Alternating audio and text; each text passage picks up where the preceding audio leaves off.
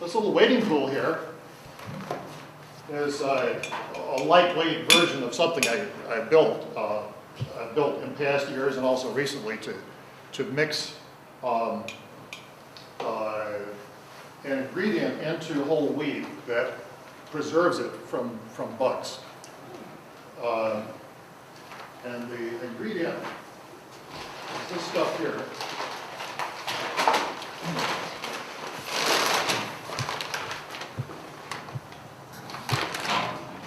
It's a food-grade diatomaceous earth. They call it fossil shell flour up here. But diatomaceous earth is a material which is composed of the exoskeletons of little tiny sea organisms, actually I think this isn't from oceanic diatoms, it's from freshwater diatoms. And they're made of silica. And when you look at them under a microscope, they look like little baskets, but they have sharp edges. So there's little tiny specks of dust, which, when you magnify it, has little sharp edges on it. And the sharp edges do the work of preserving the wheat from bugs. If bugs get into the wheat, the little sharp edges of the diatomaceous earth particles scrape off the waxy coating on the outside of the beetle shell, and they lose moisture. And grain beetles, I have some grain beetles at home. I meant to bring them tonight and I forgot them, but I've kept them for months. It's getting close to a year. I think it's at least 10 months that I've had them in a container. I haven't given them a drop of water. They're able to retrieve the moisture from the air as they nibble away at the grain. And they'll lay eggs, and their little larvae get out and they munch on the wheat or the beans or the biscuit mix or whatever. And sometimes you'll find them in your cupboards if there's a box left open. I probably ate a number of these little beetles once, and I poured out some cereal. And I wasn't even looking at the cereal. I just poured it out, put some milk on it, and was eating away, reading the Sunday paper. And then I looked down and I saw these little flax seeds. And wait a minute, this isn't supposed to have flax seeds in it. There's little tiny black specks. And there were these beetles, and they were alive.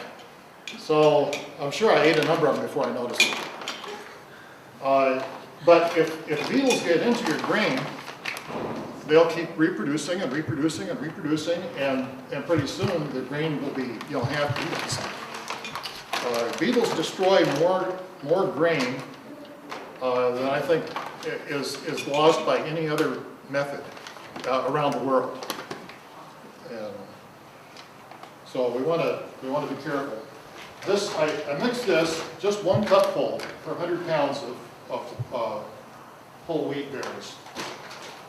So I'm going to open the bag now. I'm going to pour it out in the swimming pool here. How's it going? Pretty good? Yeah, that's great.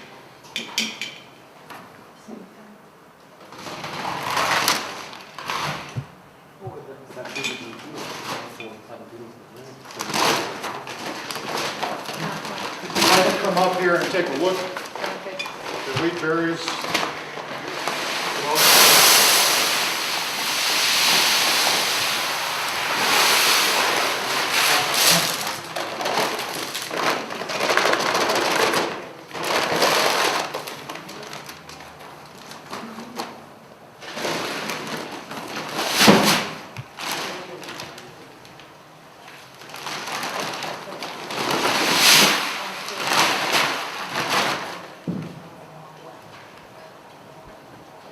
So when you put the I guess while you're open, when you put the 1 cup of the diatomaceous earth in there, before eating, you have to do anything to take it back out? Does it filter through water so you can take it back out? You can if you want, but I wouldn't recommend it because it's actually healthy for vertebrates to eat. Huh. Some people have fed it to their dogs with very good results. And the reason for it is that diatomaceous earth, besides being ruinous to grain beetles,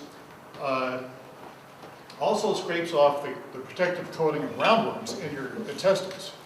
So it kills roundworms.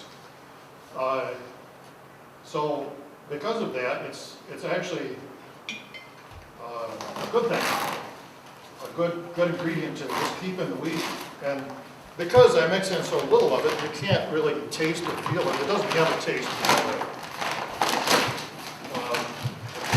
And there's not very much of it, so.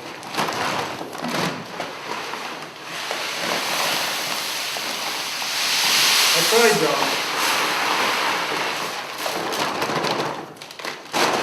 tried brushing my teeth with some, and I wouldn't really recommend that because it did kind of make my mouth sting a little bit. But in the low concentrations that it is here, you definitely wouldn't even notice it. I just did it once. Okay, now for a cup of fossil flour or diatomaceous earth. Now, how long will this last? How long will it keep it to be effective in This is called perma-guard. It guards it permanently, and as long as it stays in the grain, as long as it's coating the seeds, if there's any grain beetles that get in there, either after you store it or say it came in the bag, if there were some grain beetles in one of those bags,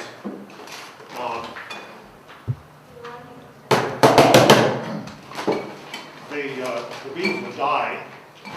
So, I mean, you might eat one beetle, maybe two of them, but it's not going to be a, you know, I mean, they say everybody eats a spider, everybody eats a pound of dirt in their life, and we're still here. So if you try not to think about it, it's probably best. Okay, now I have a dust filter I'm going to put on to mix this around. I just use my hands to mix it.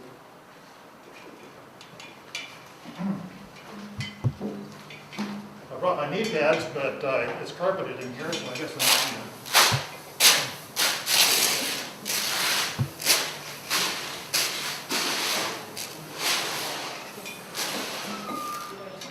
Again, the advantage of this technique is that it allows the seeds to remain alive so that they can be sprouted or used to plant a field of wheat.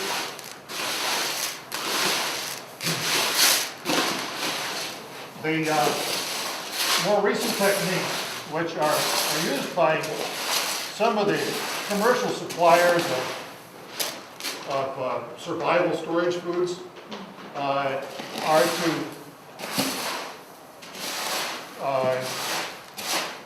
press the air out as much as possible, put the wheat in aluminized mylar bags inside of a bucket or other container, and then they put in oxygen absorbent, which you can buy.